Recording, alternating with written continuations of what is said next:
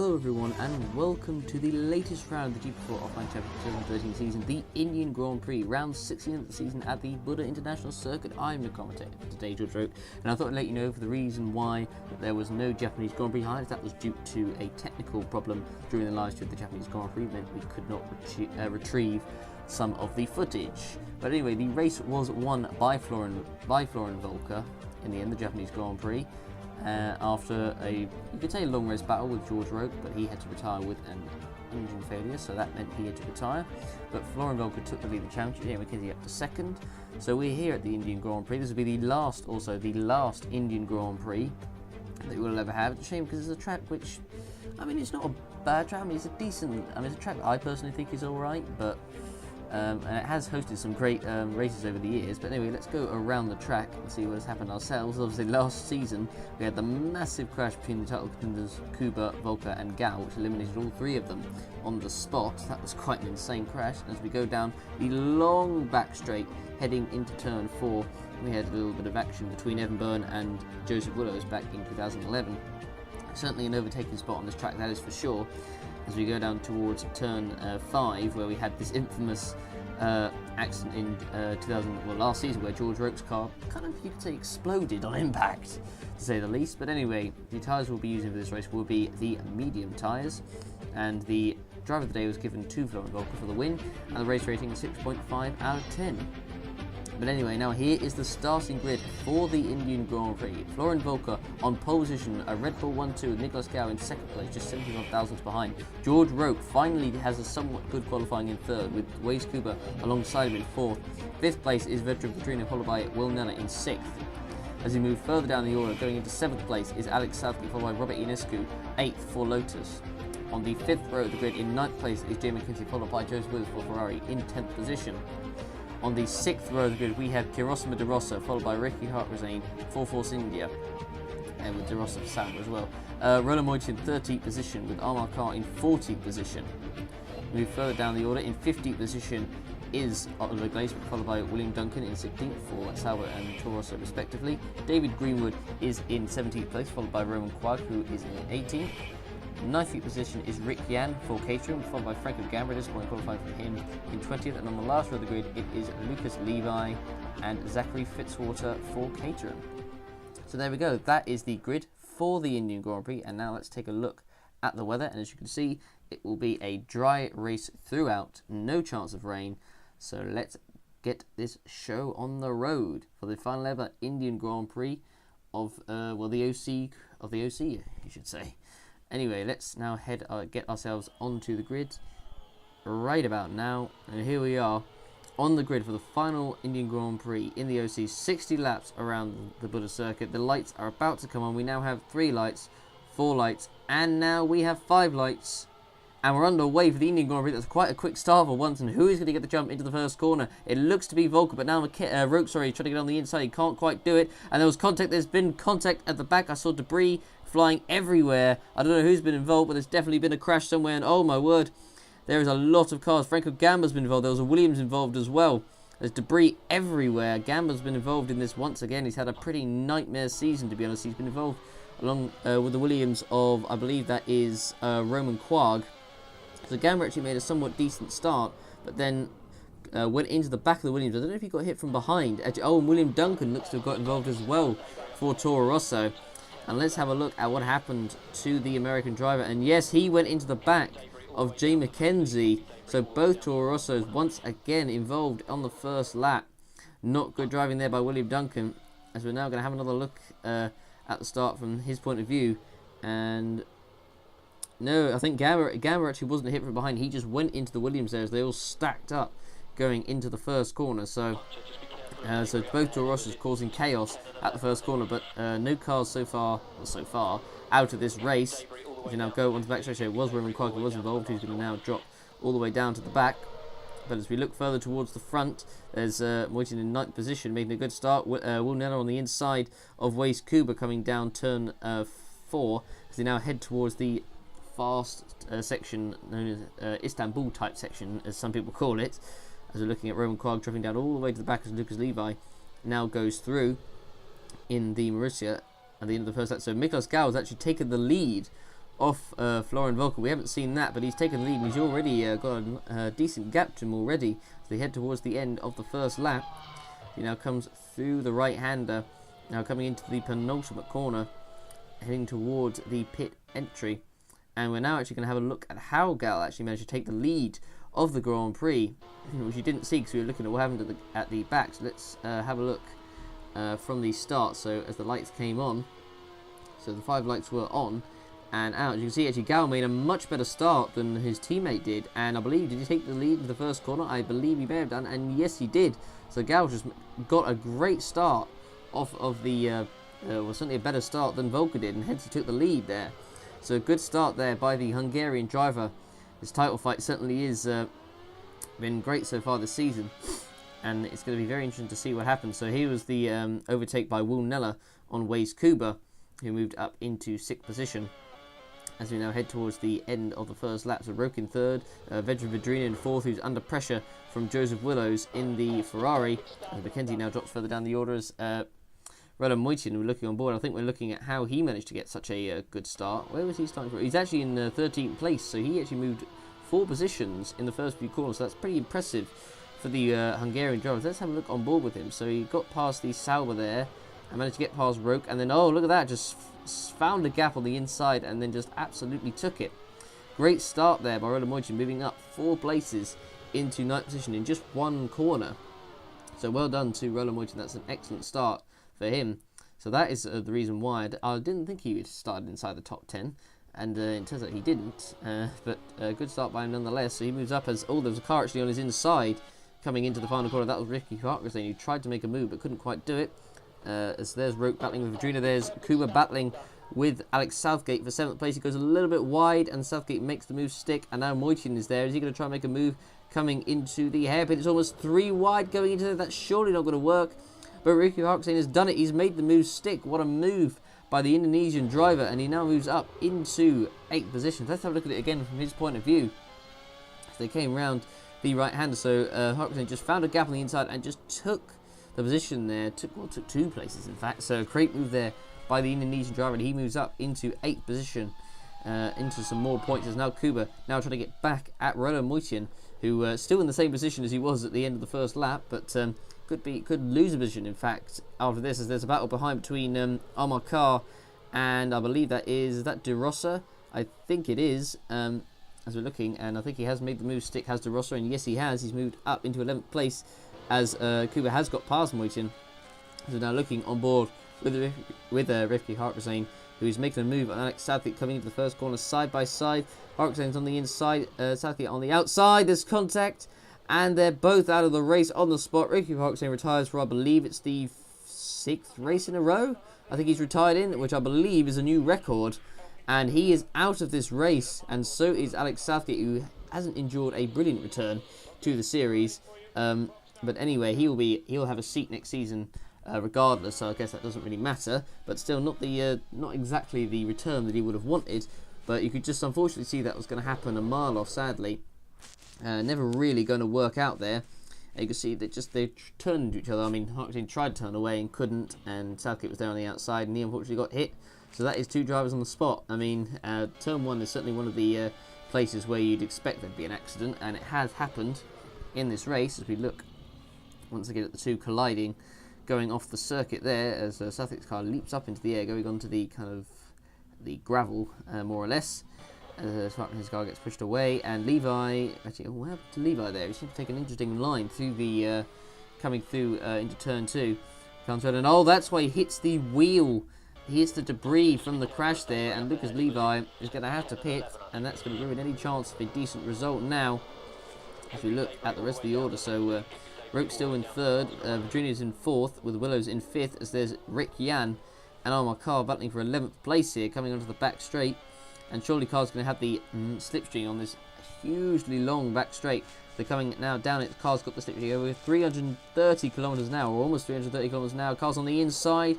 Is he going to have this move done? He's on the inside. Surely he's got it done. Or has he? Nope, he's gone a little bit wide. And Jan almost makes contact with him, and Jan takes the position back. Let's have a look at that again from Jan's point of view as they come now down into the right-hander. Excuse me. You can see Carr just went a little bit too deep, and then as he came out, nearly made contact with Jan. That was very close.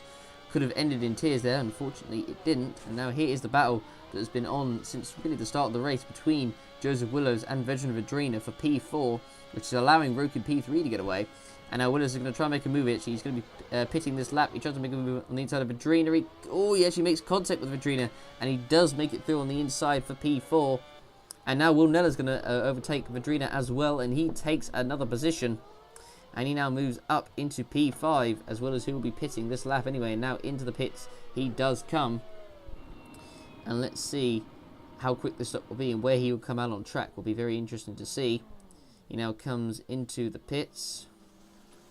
And let's see how much fuel will they put in. 21 laps, so around the lap probably 32, 33 mark. He'll probably pit again, so he could go to the end. Will he? I'm not sure, but anyway, George Roque now comes into the pits for Mercedes. Roque, whose seat is you could say up for grabs next season. They're still they're still not sure where he will go next season, because it looks like Mercedes is probably going to be his only chance. Well, I think it is going to be his only chance, and if he doesn't get that, then he probably is not going to have a seat for next season. Has he deserved the Mercedes seat? I mean, he hasn't had he certainly hasn't had the greatest season compared to McKenzie. He's still yet to win a race this season, but it just hasn't quite gone well for Roque. He has had opportunities to win races this season. It just hasn't gone his way, as Roque looks like is going to come out ahead of Willows as they come into the first corner. Willows on the inside of the Williams there. There was nearly contact with Moyton, but fortunately they avoided it. Willows now going to try and make a move on the back straight past Moyton. I don't think he's quite close enough as they come now down the back straight heading into turn 4, when Willows can't make the move stick there. He's way too far back as they come round the corner, and Willows always on the inside, and Willows is going to make the move on Moyton, and he goes past. So he got a much better run off that corner than Roland Moyton did, that is for sure. He just went past him just so easy there. And you can see on the inside, Moyton got a terrible run off that corner. And that has just given Joseph Willows the place there. Up into P10 he goes. So there's Roque, who's now ahead of Carl. So Roque has stayed ahead. And that is Roland Moyton. Roland Moyton, who was having a fairly encouraging race for Williams. The reliability of that Williams has unfortunately once again let him down. And he's had to retire on lap 19 of the Grand Prix, about 1/4 distance, and that's disappointing for the Hungarian driver. He's having, as I said, decent racing. Made a fantastic start. Was running just in the points really, just battling for the points, and unfortunately just hasn't really gone his way.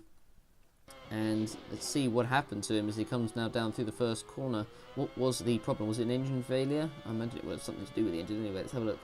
So he was running with Willows, and it was actually a water leak that forced him to retire.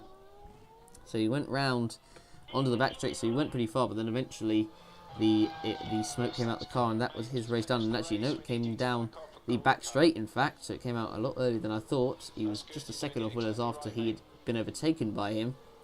And unfortunately for Moyton, that is his race done, and I don't really think Williams are going to get any points out of this race, I would think, unless Quagga is an absolute miracle. We have, like last season, just so many more cars retiring. So I think so far this is actually only the third retirement of the race. I think by now there was last year, I think it was probably about 6, double what it was last year. I think we only had about 9 cars finish the race last year. Anyway, now Vedran Vedrina, the Croatian, comes into the pits for his first pit stop of the Grand Prix on lap 20.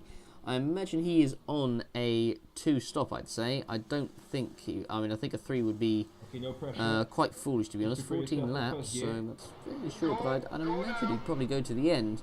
I think a 3-stop would be a bit foolish, because I think he's gone a fair distance. He's gone 20 laps, so unless they don't think his car can go much further, I'm not sure. But anyways, we're now looking at the battle between Waze Kuba, Roque and Vedrina. So Roque has actually come out ahead of both, but now Vedrina is right on his tail. Vedrina's going to have the fresher tyres, and now we're going to have a battle as they come down the back straight. Roque is right behind Kuba, who I don't know if he's actually pitted yet. I don't believe he has. Vedrina's going to try and make a move on Kuba himself, but he's stuck behind Kuba. And hang on, he's going to make it 3 wide coming into turn 4, and now Roque's on the inside. And is Vedrina going to make it round the outside? And yes, he does. He makes the move stick. That's a good move there by Vedrina. That is some good racing there. 3 wide coming down the back straight. We can look at that. Vedrina just forcing his way down the outside. Kuba just absolutely helpless. He's still got 14 laps of fuel, and I don't believe he's made a stop yet, Kuba. So he's on a one stop, and it's not working out for him right now. He probably didn't expect to have two cars going either side of him. Coming into turn 4, Roke made it on the inside, and then Madrina on the fresher tyres got such a better exit, and Kuba just gave him the place there. Coming down into turn 5, as we're looking at Miklos Gal, the leader of the race, making his first pit stop of the Grand Prix. He now comes into the pits. 6.9 second stop, so fairly slow, but he's had a pretty easy race so far as Miklos Gal, taking the lead at the start, and at the moment is looking pretty good, I'd have to say, for the win. And let's see where he comes out on track. He comes out in P3. He comes up behind. Obviously, Volker comes up behind Will Neller. And now, speaking of Volker, he makes his stop, his first stop, I believe, of the race on lap 22. So I imagine this will be a two-stop race as he comes now into the pits. And let's see where he comes out on track. I imagine he will probably come out behind his teammate Gal, who actually has already passed him. So. Yep, Gal has got Volker's only just coming out of the pit, so Gal has got a huge lead right now. That is pretty big, I have to say. So as Volker comes out behind De Rossa, and he comes out just ahead of Robert Ionescu there, coming out of the pits. That was quite close, but Miklos Gal has got himself a pretty hefty lead right now. I have to say, there's a yellow flag out the first corner, and Vedran Vedrina is around. He's been spun around at the first corner, and it looks like it's been a collision with George Roke, who he's been battling with the whole race. And you can just see that coming, sadly. Another incident at turn 1. Roke gets away unscathed and keeps the position. But Vedran Vedrina loses 2 of them. Actually make that 3 positions there. Drops down to P10. And that is not good news for Vedrina if he wants to get himself a good points finish from this race. As Waze Cooper there still isn't pitted, who's still going. As now Will Neller finally makes his first pit stop of the race for Lotus. As he comes in for his stop, let's see where he comes out onto the track.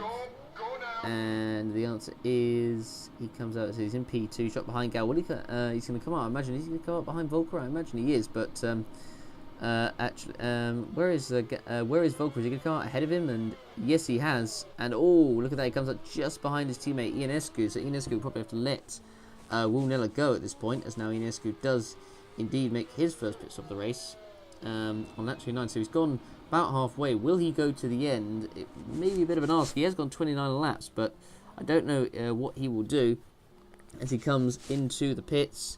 And no, he doesn't go to the end. He's actually he's going to do, I should say, a 2-stopper and not a 1.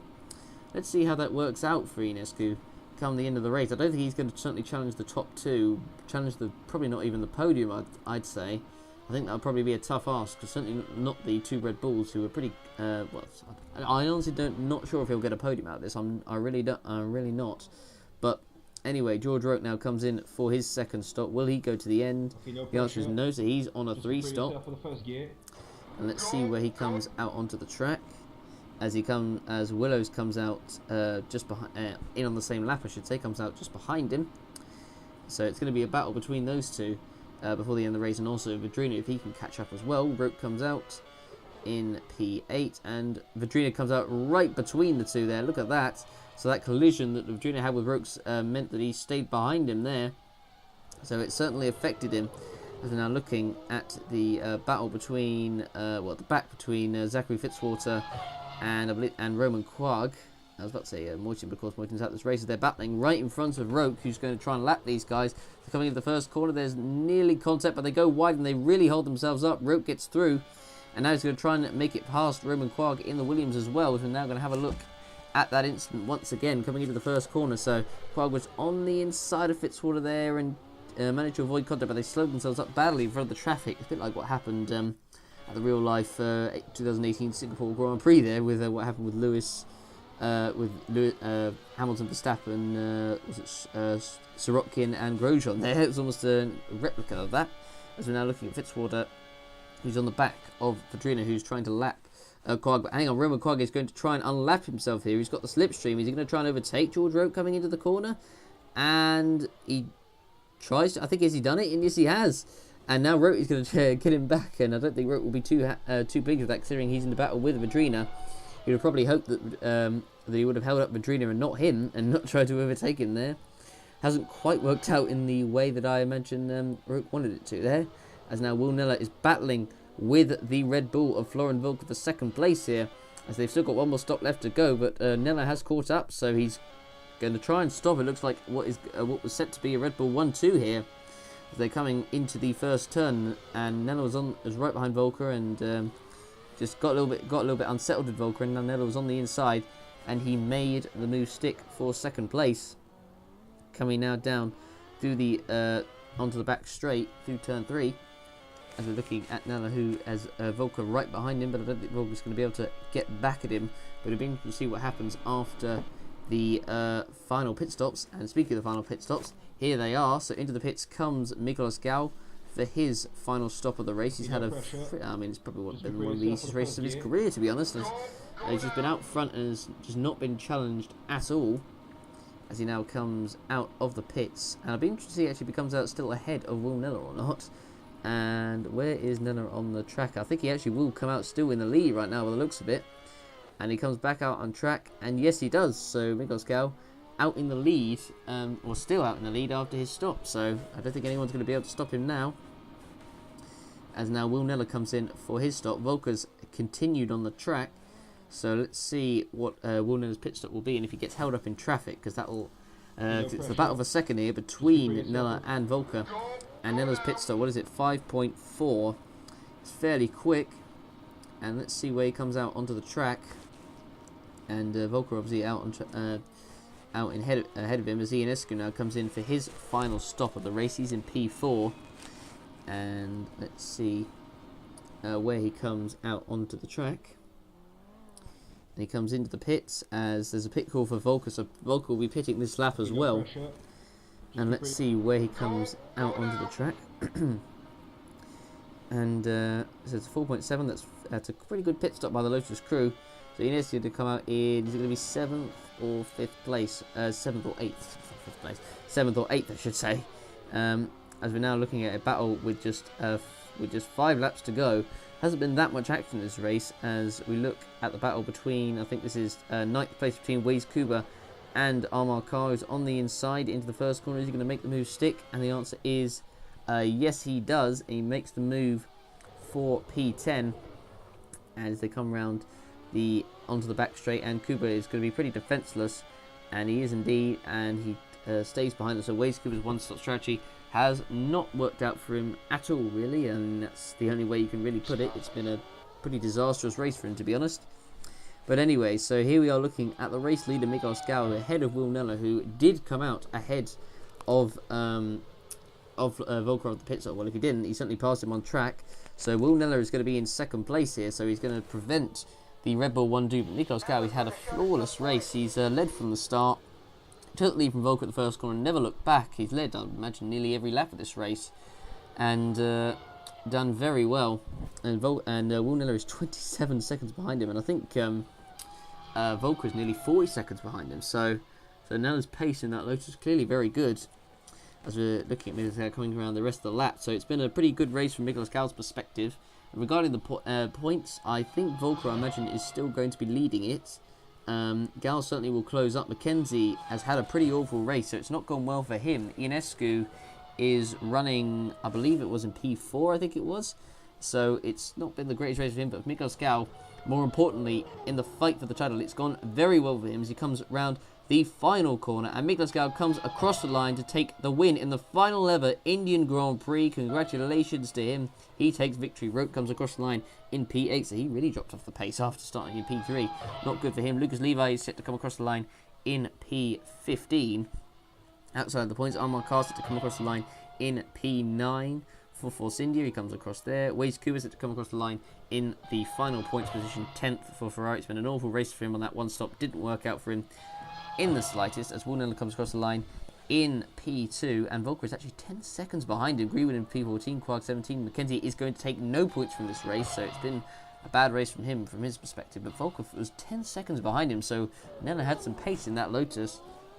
As now Franco Gamba comes across the line in what is second to last place. I was about to say last place, but that is going to be taken up by Zachary Fitzwater. Robert Ionescu recovered to P4. I mean, I guess that's not too bad.